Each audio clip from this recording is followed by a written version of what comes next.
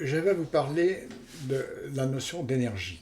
L'énergie est un mot-clé en ce début du XXIe siècle parce que chacun est conscient que nous pouvons un jour peut-être manquer d'énergie, que les différentes sources d'énergie vont peut-être évoluer. On parle aussi d'énergie propre, ce qui veut dire peut-être qu'il y a des énergies moins propres. Mais il faut comprendre que le concept d'énergie est un concept complexe. Et il a fallu des siècles de recherche scientifique pour arriver à bien clarifier cet enjeu-là. C'est l'objet de cette présentation.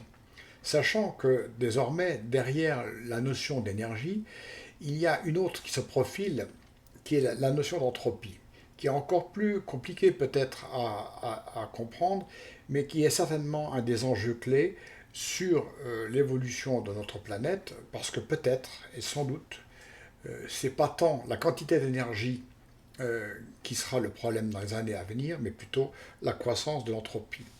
Alors commençons par l'énergie.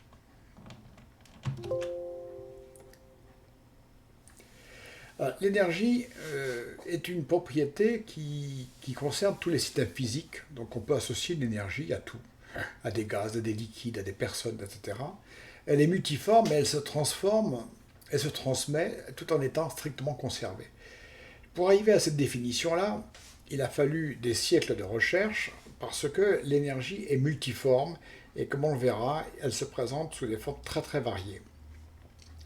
Et quand on regarde quelquefois dans les annonces, par exemple les fameux moteurs à eau, où toujours le problème récurrent depuis des siècles de la recherche du mouvement universel, ceci traduit sans doute une méconnaissance du concept d'énergie et des lois qui la gouvernent.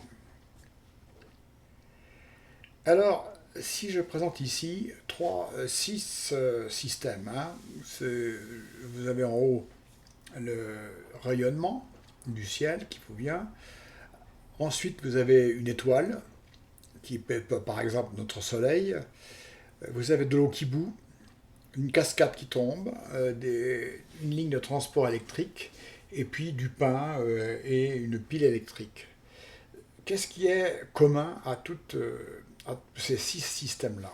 Ces six systèmes ont des propriétés communes, qu'ils sont caractérisables par leur type d'énergie. Chacun de ces objets est caractéristique d'une énergie. La lumière est une énergie radiative. Alors, il y a la composante lumière visible, mais il y a aussi l'infrarouge, les rayons X et les ondes radio. L'énergie nucléaire, qui est celle des étoiles et des bombes A, bombes H, ou des centrales nucléaires, est une forme d'énergie aussi. Et puis, on est beaucoup plus, et depuis longtemps, on sait que la chaleur est une forme d'énergie. Ensuite, il y a la forme mécanique et puis électrique que l'on trouve dans les courants électriques.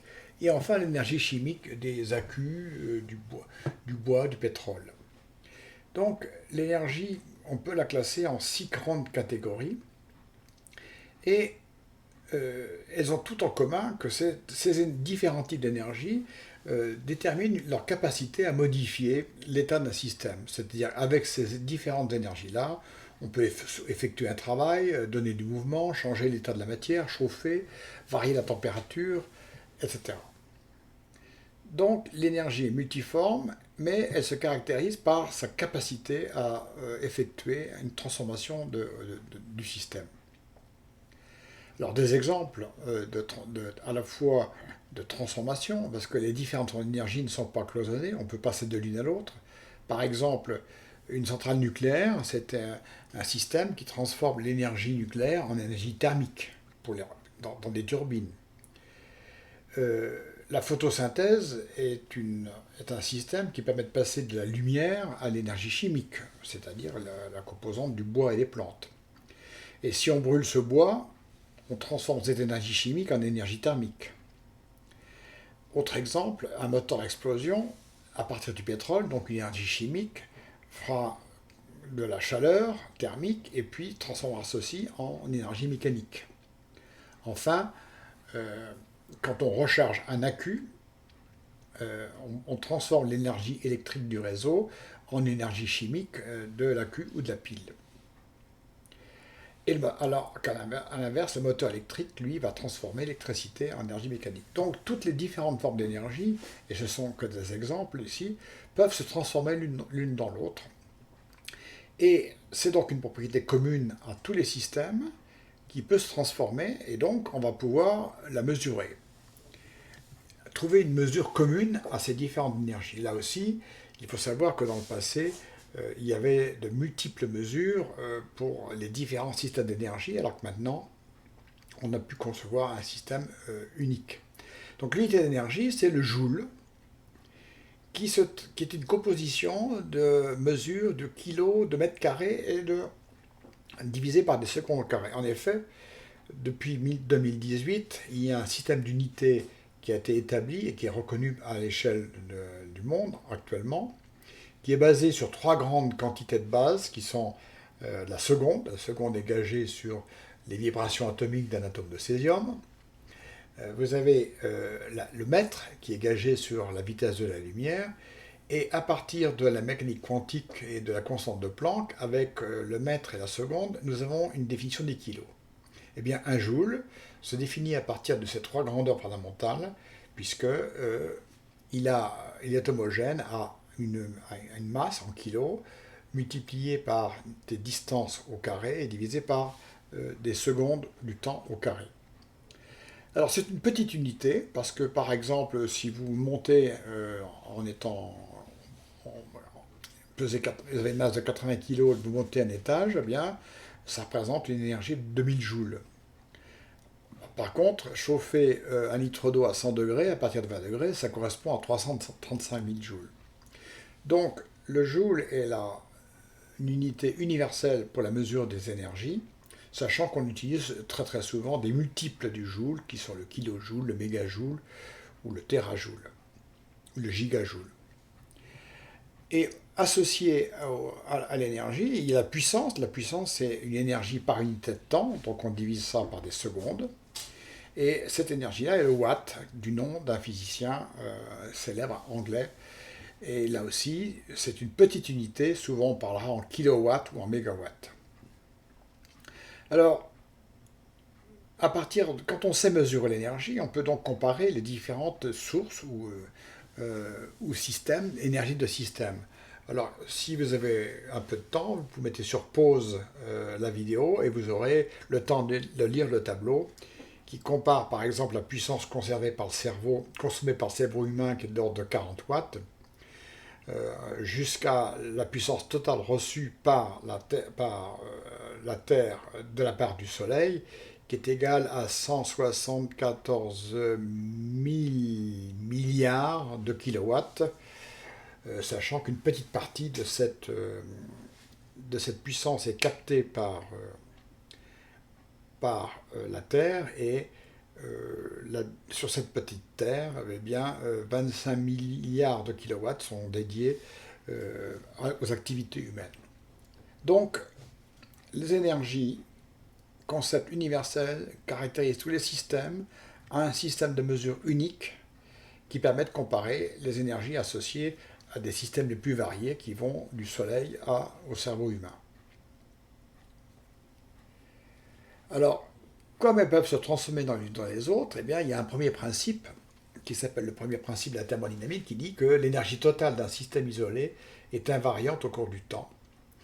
Et ça, c'est le premier grand théorème qui a été établi par M. von Mayer en 1845 et qui est déjà une énorme découverte, sachant que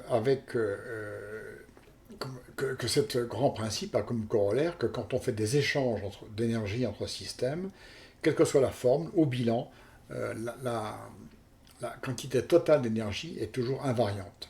Et ça, bien que ce soit net, beaucoup de gens ont des problèmes pour établir des bilans en tenant compte de cette constante de l'énergie. Alors, il faut savoir, par exemple, si vous prenez le fameux moteur à eau, qui de temps en temps réagit, dans les nouvelles, on vous explique, peut-être schématiquement, qu'en prenant de l'eau liquide et en remettant dans votre moteur à eau, vous allez récupérer non seulement du travail, mais de la vapeur. Eh bien ça, c'est tout de suite, on peut dire que si ça c'est la description, ce moteur à eau uniquement est impossible, puisque rien que pour transformer l'eau en vapeur, non seulement cela ne fournit pas de l'énergie, mais il faut encore lui en donner. Donc il est impossible avec un tel dispositif de récupérer du travail en plus. En fait, quand vous regardez le détail, en fait ce n'est pas un moteur à eau, c'est un moteur à diesel ou à alcool dans lequel on met 10% d'eau. Ce qui explique l'impossibilité. Il faut savoir que ce principe-là, ce n'est pas un principe qu'on a qui tombe du ciel et puis qui un jour peut-être sera remis en cause. Il faut savoir que ce principe de consommation d'énergie découle d'une invariance extraordinairement importante des lois de la physique qui veut que les lois physiques sont indépendantes du temps, c'est-à-dire que la loi de Newton, quand on va pour la Lune, qui intègre la Lune et la Terre, eh bien, elle est la même aujourd'hui que dans 2 jours ou dans 10 ans. Et cette invariance-là, qui a été démontrée au début du siècle, a comme conséquence la conservation d'énergie.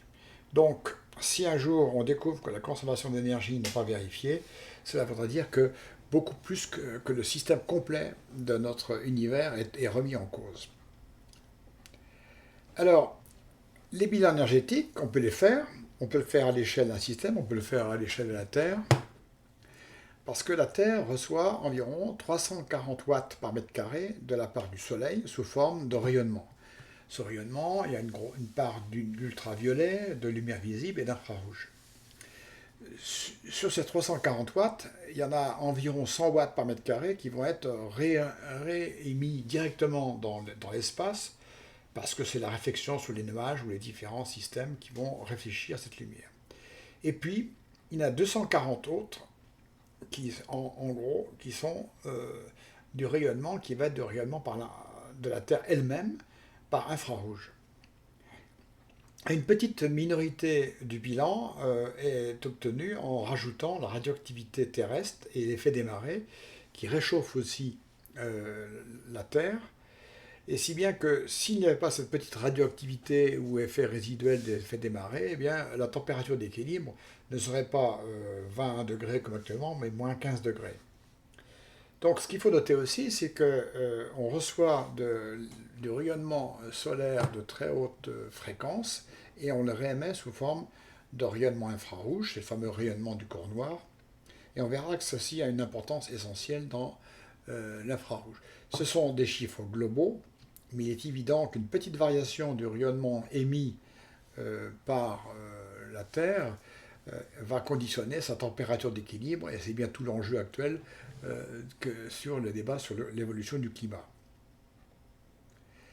Mais finalement, au bilan, si on considère l'ensemble des sources d'énergie sur Terre, d'où viennent-elles? Eh bien, on peut dire qu'à un tout petit epsilon près, qui sont l'énergie des marées, eh bien, elle est d'origine nucléaire. En effet, toute l'énergie que nous avons sur Terre vient au départ du Big Bang. Il y a 13 milliards d'années, lors du Big Bang, il y a eu création d'hydrogène, l'élément hydrogène, et cet hydrogène, c'est le carburant de notre Soleil qui le transforme en des éléments plus lourds, tout en rayonnant, et c'est ce rayonnement qui est à l'origine de la plupart de l'énergie disponible sur Terre. Il y a une autre petite partie de cette énergie qui vient du Big Bang, parce que avant notre Soleil, il y a eu dans le secteur de notre univers d'autres étoiles qui ont fusionné l'hydrogène et qui sont mortes. Ce sont des supernovae en libérant dans l'espace des éléments lourds comme l'uranium.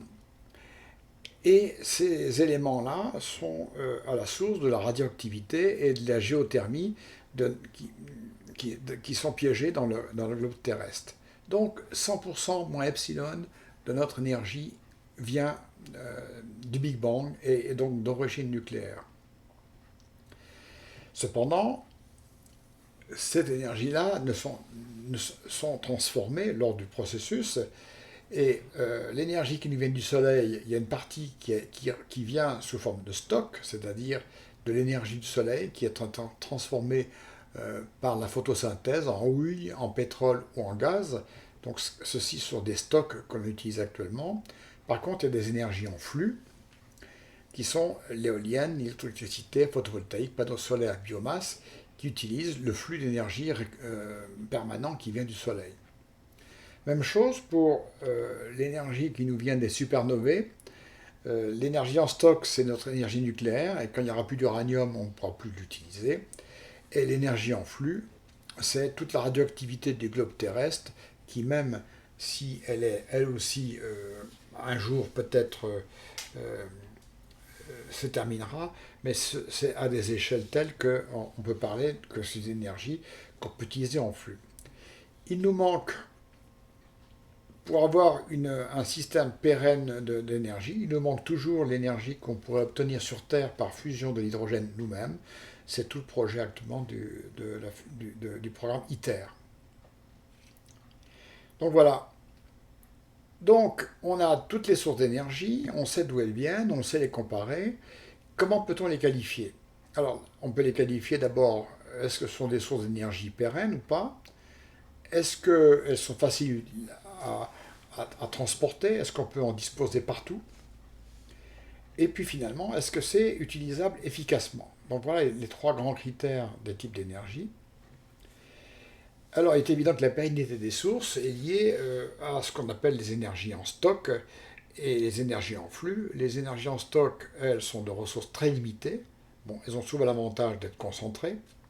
Alors que les énergies en flux, qui sont en vert dans le schéma, sont des ressources presque illimitées mais dispersées. Pourquoi elles sont presque illimitées? Parce qu'elles sont liées à la durée de vie du Soleil qui est encore là pour quelques milliards d'années. Donc même si elles sont intrinsèquement pas limitées, on peut les considérer comme limitées. Donc on parle souvent d'énergie renouvelable, mais en fait on devrait plutôt parler d'énergie en stock, parce que l'énergie n'est pas renouvelable, puisque l'énergie se transforme.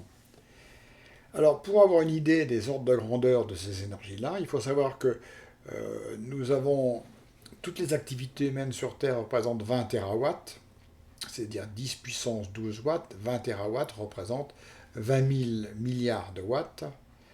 La photosynthèse représente 75, c'est pas beaucoup plus, ce sont des ordres de grandeur, alors que l'énergie totale qui nous vient du Soleil, il y a 174 000 terawatts.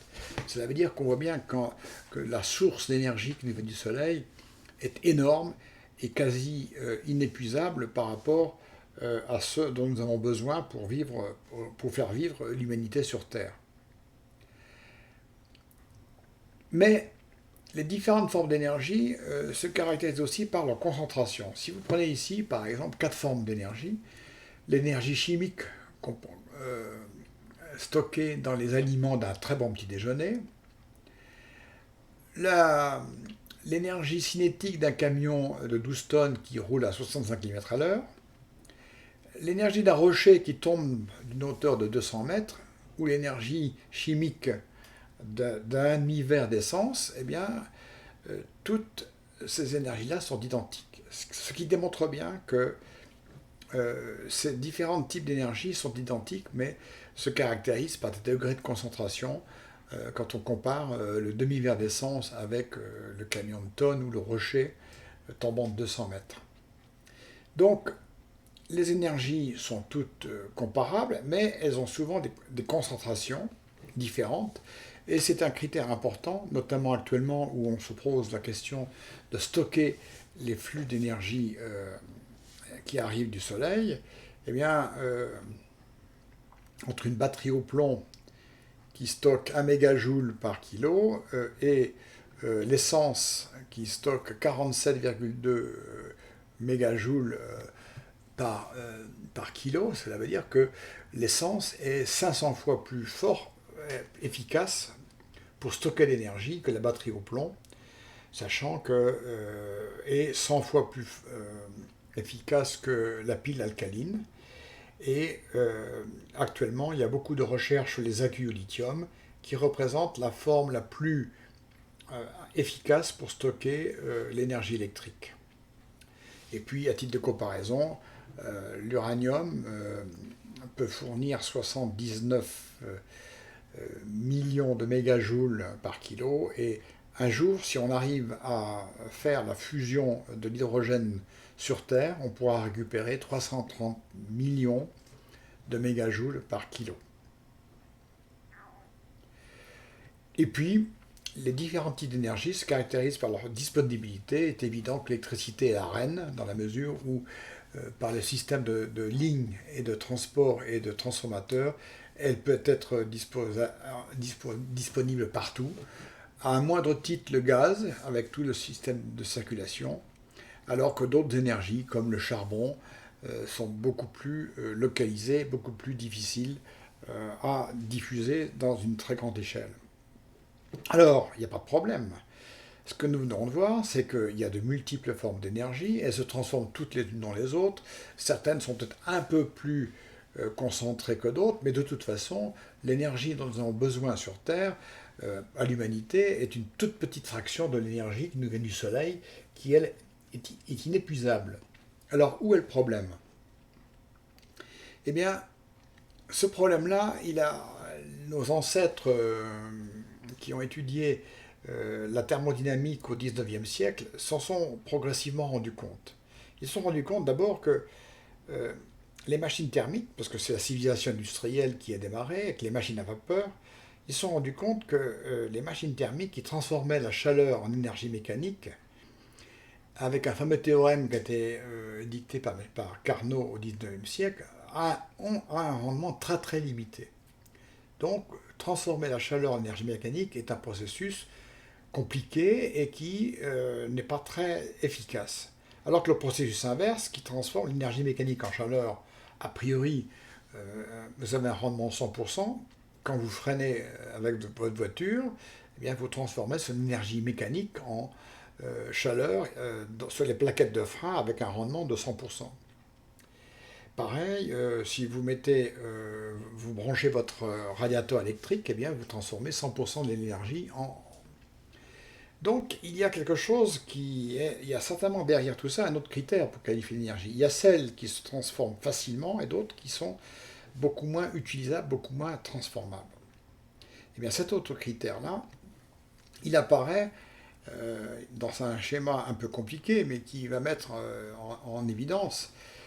Par exemple, quand vous transformez de l'énergie électrique en rayonnement avec une ampoule LED, ceci a un rendement extrêmement intéressant, même si vous pouvez regretter qu'elle chauffe un tout petit peu et que cette chaleur-là, finalement, elle est perdue.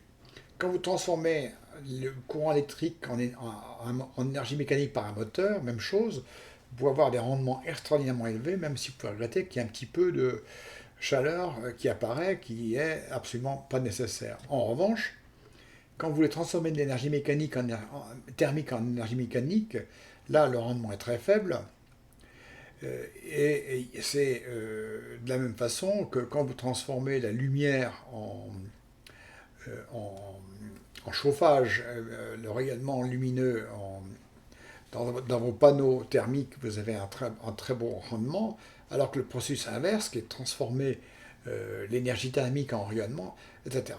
Donc, au bilan, toutes les transformations d'énergie se produisent avec une production non souhaitable de chaleur, et inversement, transformer en chaleur en énergie mécanique ou toute autre énergie est difficile avec le rendement. Donc, il y a un paramètre sous-jacent à tout ceci, qui vous dit que finalement, toute l'énergie n'est pas disponible pour les transformations. Et on peut se poser la question, pourquoi la chaleur est-elle difficile à transformer en autre énergie? Pourquoi est-ce qu'elle apparaît comme effet indésirable dans la plupart des transformations? Eh bien, le mot-clé de tout ceci, c'est l'entropie. Et ce sera l'objet d'un épisode qui va suivre.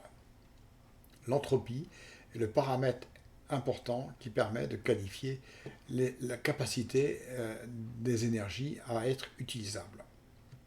Voilà. À tout à l'heure pour la saison sur l'entropie.